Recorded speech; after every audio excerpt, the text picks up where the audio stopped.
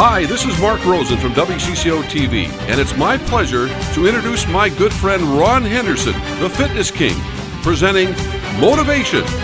One word to help change your life. Please welcome Ron Henderson. Hi, I'm Ron Henderson, the Fitness King, and welcome to Motivation. You know, folks at home, I'm excited about today's show. I actually have my twin brother sitting here with me. No, actually, this is Officer Terry Reevers of St. Louis Park Police Department. Welcome to Motivation, Terry. How are you? I'm good. Okay. Now, I have Officer Reevers here because I really want to talk about what it feels like, Terry, to be a police officer. But before we even get into that, before we get up close and personal, where were you raised? I was raised in Fairfield, Minnesota.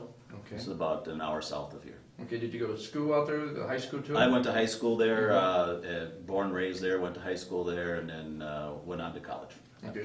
What was your childhood like per se? You know, you as a police officer, you see a lot of people, they go through, they've had a lot of different issues in their life, and people say, you know, depending on how you were raised, what was your childhood like growing up? And my grade school years were actually kind of rough. Back then, I probably would have been considered ADHD or something on medications. Okay. But as I got older and got into my junior high and high school years, I got into sports, and that helped me out a lot, I think. My grades straightened out, but it was a little rough in grade school. Okay, now you say rough. Why were they rough? I don't know if people thought I was different or what, but I was picked on as a young kid. Folks, look at the guy's muscle. Picked on? Come on. How were you picked on? Honestly. I graduated high school at 160 pounds. Okay, that was my weight. Yeah. Did you wrestle? Do wrestling sports like it? So I wrestled, I played football, and I was in track. Mm-hmm. So Really? Okay. Yep. And you went to college afterwards? Where did you Yep, go? I went to Bemidji State. I played football at Bemidji State, and then I went there for 2 years, and then I transferred and went to Mankato. Okay. And I was also on track up there. I threw the discus and javelin. Okay. What did you major in, Terry? I majored in, I have a bachelor's in criminal justice and a minor in sociology. Okay. In criminal justice, what got you interested even in that? What was it? Well, you know, my dad was a police officer, so going back to that, I looked at it, and I started out actually going to college for business. But I'm too much of an active person. I couldn't see myself sitting behind a desk.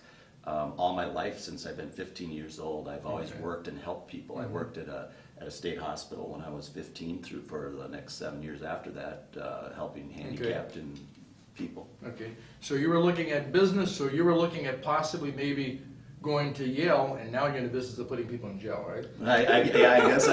Yeah. Folks at home, you know that rhymes. Again, this is Motivation. If you just tuned in, I'm Ron Henderson, the Fitness King, and I'm talking with Officer Terry Reevers of the St. Louis Park Police Department, okay? So when did you actually decide that you wanted to become a police officer? It was about my third year in college. I switched my major over to criminal justice, and I was actually working on a double major. I was 1 quarter away from getting a double major in computer science. Okay. All right, and for people at home that don't know, okay, you went through, and I went through law enforcement. I was short 15 credits from taking the post, okay? So you went through the collegiate part of that. After that, you went through like skills, or what's next? What's next? The skills program. Okay. So I went through the skills program, which is basically learning your on-hand stuff. You do have some classroom, but it's, shooting, driving, scenario-based things. Right. So a little fast and furious, folks. That's correct. Okay. and for folks at home that might be thinking about a career in law enforcement, the skills, is that hard for most people? I mean, Terry, honestly, what's that like? It depends on your makeup, I think. It's you got to be easy and willing to talk to people, and that's your best weapon is your mouth. Then from there, it's some people just have a hard time dealing with confrontation and things of that nature. But for me, skills was easy. Back when I went, we had a lot of physical activity. So, and that's kind of changed now. They don't have as much physical fitness involved. And why do you think that's changed? I'm not sure why that's changed. And actually, because he looks pretty fit, folks at home. Yeah, I work out 6 days a week. And I'm going back to school right now to get my master's in kinesiology. I plan on retiring, and I'm actually looking to change some of that in law enforcement because cardiovascular disease is the #1 killer of cops in the line of duty. Right, huge. And let me ask you, since we're talking about that, I notice, and I've had, and we talked earlier before the show, I have a lot of friends that were police officers, and it seems like police officers are so busy helping other people, and they spend a lot of time sitting, sedentary job, or if you know, hear the joke, sitting at the donut factory or Burger King or whatever. What kind of things do you think could help change that?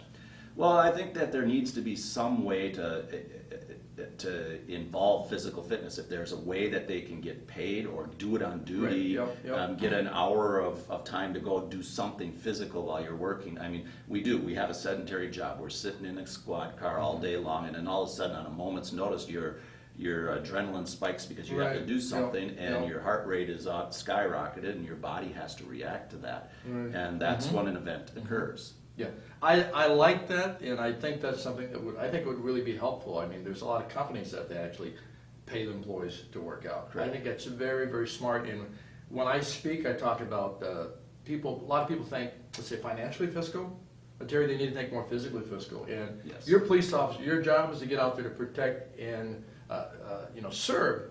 The better shape that people are in, the more likely you can do that, perform at the top level. Yes. So I think that would be. You think it will ever happen?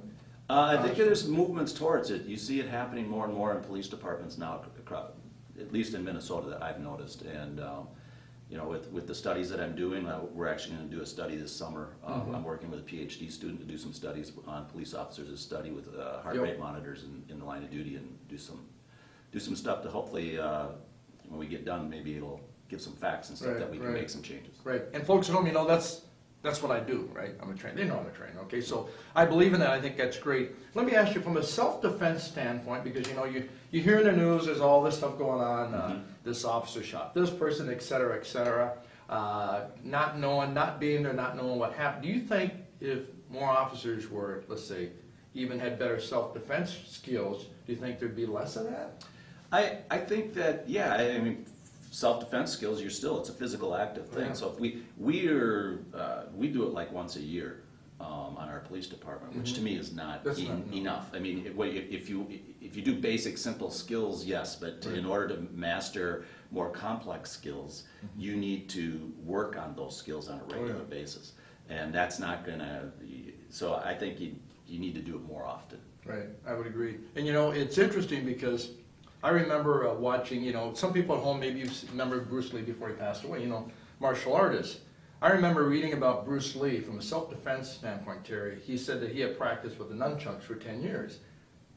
I remember being at First Avenue and getting this standing ovation.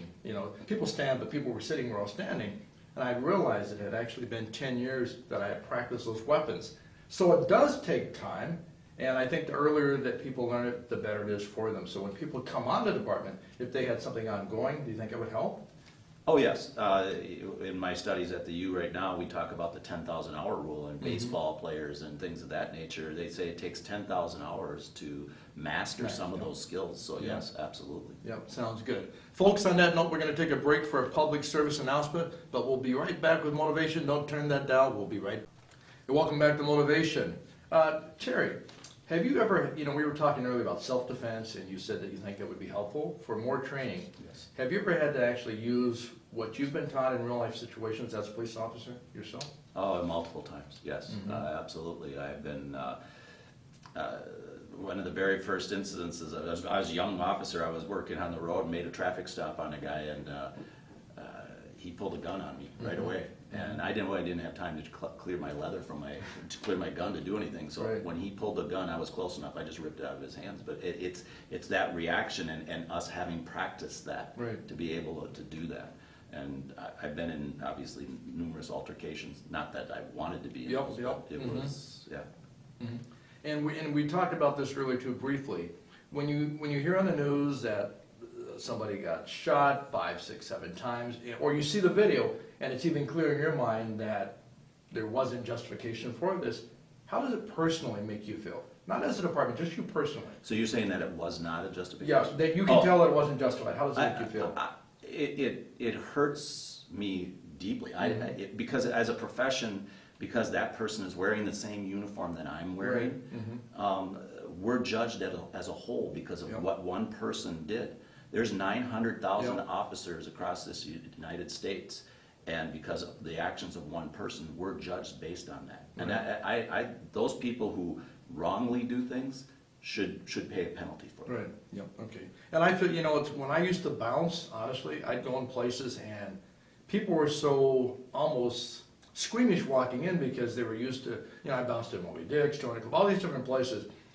But the bouncers had such a bad reputation, it made us all look bad. Absolutely. And I'm like, I'm not that way. I would beg a person to leave the bar, literally beg them, please leave. This is your last chance. Right. Yep. Before I had to get actually physical, okay? Yep. But it does give people a bad name, and we talked earlier about, I can name Officer Tony Diaz, ex-officer Richard Staher used to be on for years, great friend of mine. He had one of the dogs that used shepherds, okay? K-9 unit, and tons of guys, just great people on the department. And he got accused one time as like being racist. He's one of my best friends. Right, So right. It has to be hard for you guys who are doing the right thing, okay? And then you constantly got to defend that. Now, I know there's people out there that are doing the opposite. I got that. Right, okay? right. In any profession, you're going to have people that don't do a good job or Right. shouldn't be doing Right. that job. Mhm. And when you look at 900,000 officers, and Yeah. I think Minnesota does a little better job, just because in some states you don't need a college education. Right, yep. You just need a GED in some Right, states. exactly. And here you have to be educated. You have to minimum of 2-year college degree. You have to go through skills, Yep. and you have to pass a test to be licensed. Right. And so the hiring process is also, we have to take a psychological. So there's a Right. lot more to the process in Minnesota versus other Yep. states. I understand. Now, I heard a rumor, I'm assuming it's a rumor, that was going to 4 years, is it? Some departments prefer a 4-year degree, Okay. and I think there is advantages to that. Obviously, more education. Plus, I think the hiring somebody a little bit older and a little more mature sometimes helps as well. Right. The other question I was going to ask you, when you think of the department, you think of what you do, what would you say you like the most about being a police officer? And the least? Honestly, I like helping people. Right. I mean, I like being able to put a smile on somebody else's face as well as mine. Right. That's a good feeling. Everybody would rather walk around being happy than having to be You angry. put a smile on my face right now. And rather than being angry or, so Yeah. that's my thing. I truly, there's things that a lot of times I go out of my way that's probably not part of my job Mhm. to do, because I would like to help somebody, make their life better Yeah. or hopefully fix a situation for them or help them fix a That's situation. good. What do you like the least about being a police officer? Is there anything you don't like? There are things obviously that the injustices and some of the things that I see. I mean, there's evil in this world, and in this job, you Right. probably see it more often than you'd like, and I think that affects you. Yep. The way you perceive things. Yep. From a police relationship and a community relationship standpoint, what are you currently working on, or what are things that you think that you can do to, let's say, bring more of an ebb and flow with the department and the community? So right now, our police department we sent out flyers with a survey to every person in the city. How long And ago was that?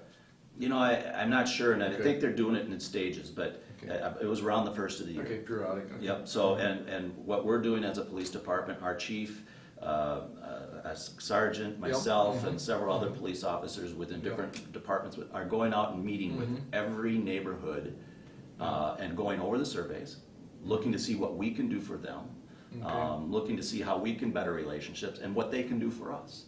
And I think when you get out there into the community and people realize, that we're people. Sure. Just like everybody else. I mean, Right. cops come from every different kind of socioeconomic background. And it gives them an opportunity to really get to know somebody. Okay, so you're sending out feelers, basically. Have you gotten returns on those? And Yes, yep. What has that been like? So the surveys that we send out, ask a bunch of questions about the crime in their neighborhood and things like that. And then when we go over those. But the meetings have been great so far. Really good response from people. So when you have the meetings, how often are you having the meetings? Right, we're doing them because there's so many neighborhoods within the city of St. Louis Park. There's small neighborhoods. We're doing it like, I think every couple weeks we're having one. Okay, and your goal is to hit every neighborhood? Every neighborhood in the city of St. Louis Park. Okay. And ultimately with the hopes of that helping with the police relationships?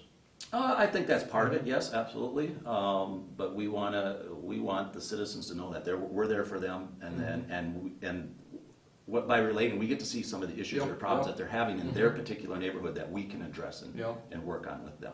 Sounds good. What would you say if you had a guy or a woman that's 20 years of age right now that's watching the show and thinking, hey, you know what?